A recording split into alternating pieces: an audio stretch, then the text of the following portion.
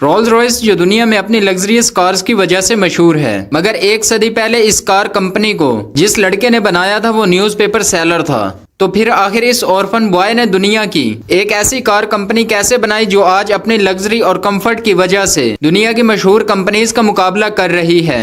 आज की हमारी video Rolls Royce car company और इसके फाउंडर के बारे में है।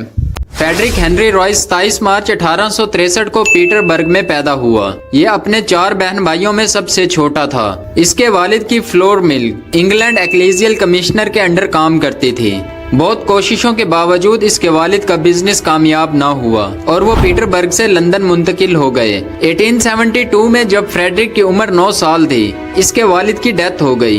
इनके पास एक वक्त के खाने के पैसे तक नहीं थे, लिहाजा फ्रेडरिक ने न्यूज़पेपर्स और टेलीग्राम्स डिलीवर करना शुरू कर दिए। 1868 में इसे ग्रेट नॉर्दर्न रेलवे कंपनी में अप्रेंटिसशिप मिली, मगर 3 साल के बाद जब ये जॉब खत्म हुई तो वो अपने घर वापस चला गया। फ्रेडरिक ने हिम्मत ना हारी और एक टूल मेकिंग कंपनी में काम करना शुरू कर दिया। कुछ अरसे बाद वो वापस लंदन गया और एक इलेक्ट्रिक पावर कंपनी में काम करना शुरू कर दिया। 1882 में इसकी लिवरपूल में पोस्टिंग हुई। यहाँ ये स्ट्रीट लाइटिंग का काम करता था। 2 साल बाद इसके दोस्त अर्नेस्ट क्लेयरमोंट ने इसे मैनचेस्टर में डोमेस्टिक इलेक्ट्रिकल के बिजनेस की ऑफर की। फ्रेडरिक के पास सिर्फ 20 पाउंड थे और इसके दोस्त अर्नेस्ट ने 50 पाउंड दिए। इस तरह इन्होंने 70 पाउंड इन्वेस्ट करके FH रॉयस कंपनी बनाई। 1894 में बिजनेस बहुत तेजी से ग्रो कर रहा था।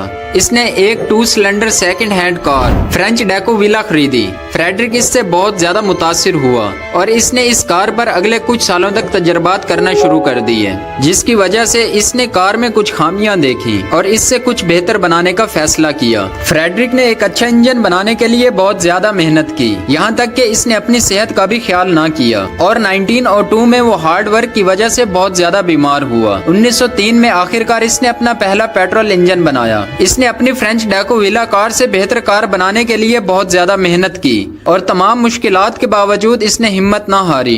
1904 में इसने पहली मुकम्मल कार रॉयस 10 हॉर्स पावर बनाई। हेनरी एडमंड, जो कि रॉयस लिमिटेड में शेयर होल्डर और चार्ल्स रोल्स का दोस्त भी था, इसने रॉयस 10 हॉर्स पावर रोल्स को दी। फ्रेडरिक अपनी कार की डिजाइनिंग और डेवलपिंग में इम्प्रूवमेंट करता रहा, जबकि चार्ल्स इंपोर्टेड कार्स को बहुत ज्यादा पसंद करता था और अपने दोस्त हेनरी को रॉयस 10 हॉर्स पावर की कुछ खामियां बताई। हेनरी ने 4 मई 1904 में चार्ल्स और फ्रेडरिक की मैनचेस्टर में मीटिंग करवाई। चार्ल्स ने फ्रेडरिक को 2 सिलेंडर 10 हॉर्स पावर रॉयस की प्रॉब्लम्स और सॉल्यूशन बताए।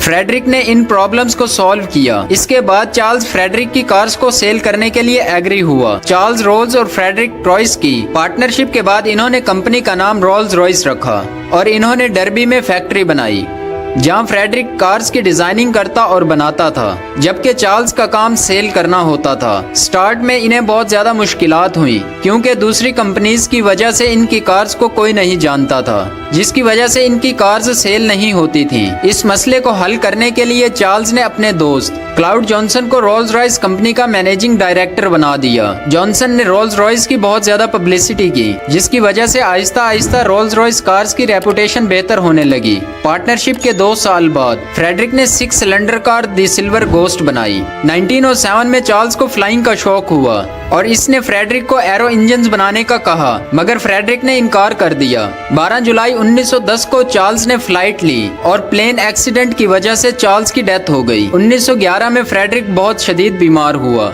जिसकी वजह से फ्रेडरिक सर्जरी करवाने के लिए डर्बी से लंदन आया, मगर फिर भी वो डॉक्टर्स की इंस्ट्रक्शन के बावजूद डर्बी वापस चला गया, जहाँ इसने अपना काम करना शुरू कर दिया। 1914 में फर्स्ट वर्ल्ड वॉर के दौरान रोल्स रॉयस का फोकस लग्जरी कार बनाने पर था, मगर मिलिट्री को एरो इंजन्स की जरूरत थी, जबकि रोल्स रॉयस एरो इंजन तो बनाती नहीं थी। कंपनी को बहुत ज्यादा नुकसान हुआ और क्लाउड जॉनसन को डर था कि अगर एरो इंजन ना बनाए तो बैंक्स इनकी कंपनी की लोन फैसिलिटी को खत्म कर देगा, लिहाजा इन्होंने एरो इंजन बनाना शुरू कर दिए और 1915 में 12 सिलेंडर ईगल इंजन बनाया। इसके बाद रोल्स रॉयस कंपनी ने दीगर इंजन मॉडल्स भी बनाए। 26 अप्रैल 1926 में क्लाउड जॉनसन की भी डेथ हो गई, मगर कंपनी एरो इंजन्स और कार्स बनाती रही।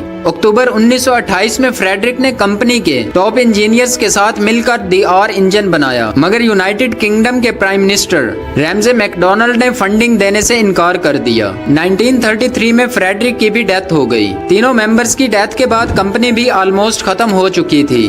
कई दहाइयों के बाद फाइनेंशियल डिफिकल्टीज की वजह से 1971 में गवर्नमेंट ने कंपनी के एसेट्स को खरीद लिया और रोल्स रॉयस लिमिटेड के नाम से कंपनी रजिस्टर करवाई। गवर्नमेंट ने रोल्स रॉयस मोटर्स को कंपनी से अलग कर दिया। जून 1918 में रोल्स रॉयस कंपनी ने मुख्तलिफ सब्सिडरीज की वजह से बिजनेस को रिस्ट्रक्चर किया और 3 यूनिट्स में डिवाइड कर दिया। इस डिवीजन की वजह से कंपनी को 400 मिलियन पाउंड्स का फायदा हुआ और आज रोल्स रॉयस दुनिया में second largest arrow engine producer है। इसके अलावा 2022 में रोल्स रॉयस कंपनी की नेटवर्थ 1.77 बिलियन डॉलर थी, जबकि रोल्स रॉयस मोटर भी हर साल पहले से ज्यादा प्रॉफिटेबल होती जा रही है। इस तरह एक सदी से ज्यादा का अरसा गुजर जाने के बावजूद आज भी रोल्स रॉयस ब्रांड काफी ज्यादा फेमस है।